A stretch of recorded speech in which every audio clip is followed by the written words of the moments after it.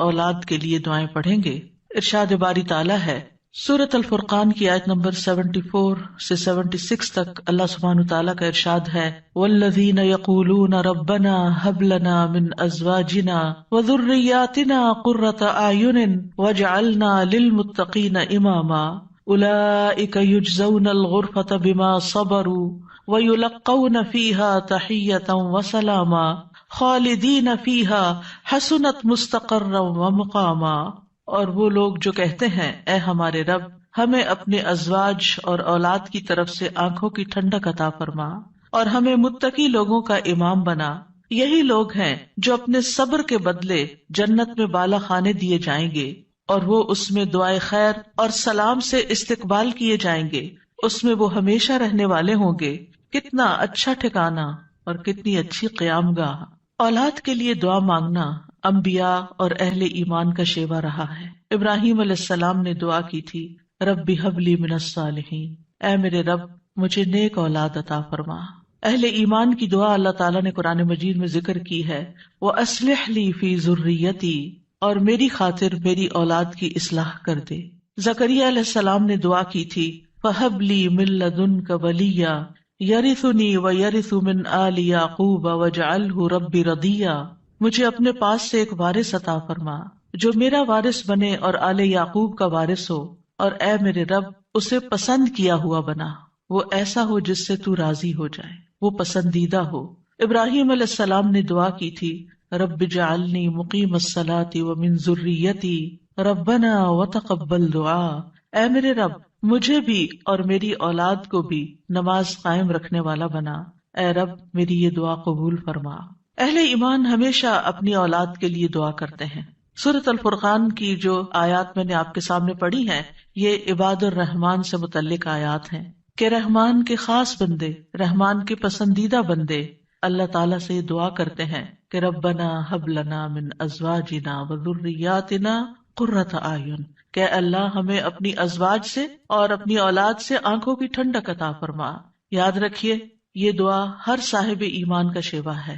ہر مومن کو یہ دعا کرتے رہنا چاہیے، چاہے ہماری اولاد نیک ہی کیوں نہ ہو، چاہے وہ فرما بردار ہی کیوں نہ ہو، چاہے وہ قرآن کی حافظ ہی کیوں نہ ہو، چاہے وہ دین کی عالم ہی کیوں نہ ہو، پھر بھی یہ دعا مانگتے رہنا چاہیے، اس لیے کہ دل رحمان کی 2 انگلیوں کے درمیان ہوتا ہے، وہ جیسے چاہے انہیں پھیر سکتا ہے. ہمیں نہیں معلوم کہ آج اگر ہماری اولاد دین پر ہے تو کل اس کا مستقبل کیا ہوگا، اس لیے کبھی بھی اس بارے میں بے فکر نہیں ہونا چاہیے. نیک سے نیک ترین اولاد بھی ہو، تہجد گزار بھی ہو، صائم اور قائم ہو، لیکن پھر بھی دعا کرتے رہیں.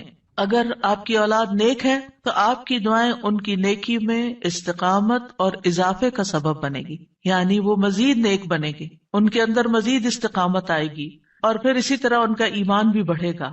اور اگر وہ نیک نہیں ہے اور اگر وہ آپ کی آنکھوں کی ٹھنڈک نہیں ہے تو اس دعا سے انشاءاللہ وہ آپ کی آنکھوں کی ٹھنڈک بنیں گے.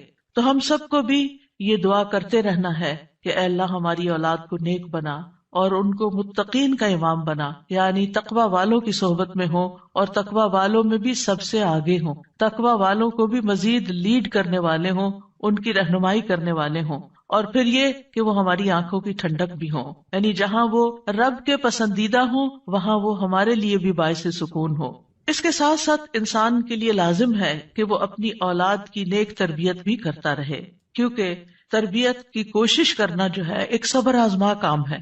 اسی لیے اس آیت کے بعد جو آیت آتی ہے اس میں صبر کرنے والوں کی جزا جنت میں غرفہ بتائی گئی ہے. عربوں کے ہاں گھر کے اندر جتنے بھی کمرے ہوتے ہیں ان میں سے سب سے بہترین کمرہ غرفہ کہلاتا ہے، یعنی سب سے اعلیٰ ترین درجہ. تو جنت میں بھی جب غرفہ کی بات ہے تو اس سے مطلب کوئی ہائی رائز بلڈنگ نہیں ہے، کیونکہ وہ ایک جگہ پر آتا نا کہ غرفات پر غرفات مبنیہ ہوں گے، تو اس سے مراد یہ ہے کہ جنت کے اعلیٰ ترین مقامات اللہ تعالیٰ ان کو عطا کرے گا جو صبر کے ساتھ تربیت بھی کرتے رہیں گے اور صرف اپنی تربیت اور اپنی کوشش کو کافی نہیں سمجھیں گے بلکہ اللہ تعالیٰ سے دعا بھی کریں گے. اور بہت دفعہ ایسا بھی ہوتا ہے کہ ہم تربیت میں پوری کوشش کر لیتے ہیں لیکن اس کا اثر اولاد میں نظر نہیں آتا.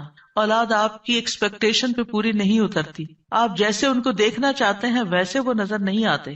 کیا ہم نوح علیہ السلام کی تربیت پہ کوئی شک کریں گے؟ ان کے 4 بیٹے تھے جن میں سے 3 بہترین بیٹے ثابت ہوئے، لیکن ایک بیٹا اپنے ہی راستے پر چل نکلا. تو اس میں انسان کی کوشش اگر ہو اور انسان کے بس میں ہو اولاد کی اصلاح، تو وہ سبھی کو سیدھا کر کے رکھ دے. لیکن یاد رکھیے، کوشش ہماری، دعا ہماری، اور اس میں اثر ڈالنے والا اور اس کو ہماری آنکھوں کی ٹھنڈک بنانے والا صرف اور صرف ہمارا رب ہے. اس لیے مومن صرف اپنی کوششوں پہ بھروسہ نہیں کرتا، بلکہ وہ اپنے رب کو پکارتا رہتا ہے. اور پھر عام طور پر یہ ہوتا ہے کہ ہم اس دعا کو اپنی دعاؤں کا حصہ نہیں بناتے. ہاں، جب اولاد کی طرف سے کوئی تکلیف پہنچتی ہے، جب وہ ہماری کوئی بات نہیں مانتے یا ہمیں ناراض کرتے ہیں، تو پھر ہمیں خیال آتا ہے کہ ہمیں دعا کرنی چاہیے کہ ان کی اصلاح ہو جائے اور یہ سیدھے ہو جائیں اور ہماری آنکھوں کی ٹھنڈک بن جائے. یاد رکھیے، یہ صرف اولاد کے بگاڑ کے وقت کی دعا نہیں ہے، بلکہ ہمیشہ یہ دعا کرتے رہنا چاہیے. اپنی روز مرہ زندگی کی خاص دعاؤں میں اس دعا کو شامل کر لیں.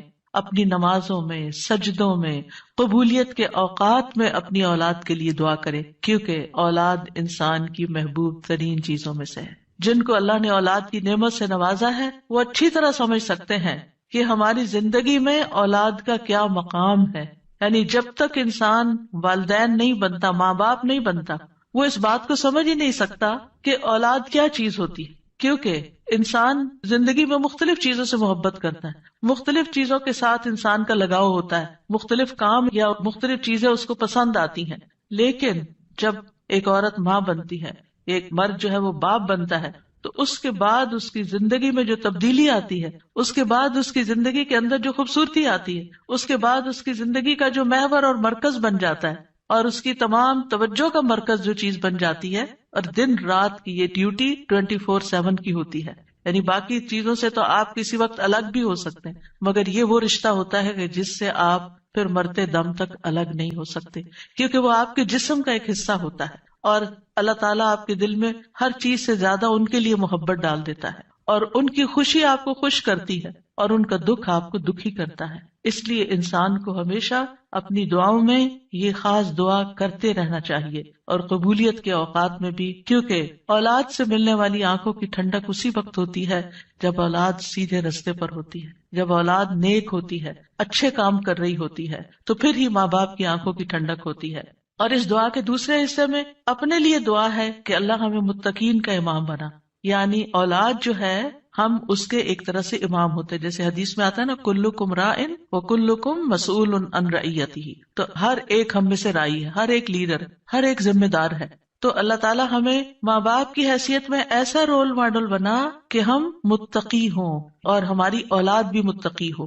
یعنی ہماری اولاد میں بھی نیکی ہو، اور پھر ہم نیکی کے ساتھ آگے ان کی رہنمائی کرنے والے ہوں. اور ویسے جنرل سینس میں دیکھیں تو اس میں انسان کو ایک ہائیسٹ مقام حاصل کرنے کی دعا یہاں سکھائی گئی ہے، اور وہ کیا کہ انسان ایسا انسان ہو کہ جسے دیکھ کر لوگ متقی بن جائیں. یعنی دوسرے لفظوں میں یہ کہ نیکیوں میں سبقت کرنے والے ہوں، نیکیوں میں آگے بڑھنے والے ہوں، تاکہ دوسرے لوگ بھی ہمیں دیکھ کر نیک بن جائیں. مثلاً اگر ایک مرد اول وقت میں مسجد میں جا کر نماز پڑھتا ہے تو اس کے بچوں پر اس کا کیا امپریشن ہوگا. یعنی اگر باپ ذمہ دار ہے تو بچے بھی دیکھ کر کہیں گے کہ ہاں ہمیں بھی یہی کام کرنا ہے، کیونکہ بچے ابتدائی زندگی میں خاص طور پر باپ کو، ماں کو بہت فالو کر رہے ہوتے ہیں. پھر اسی طرح اگر آپ کا پڑوسی آپ کو دیکھتا ہے، آپ کے کولیگز آپ کو دیکھتے ہیں کہ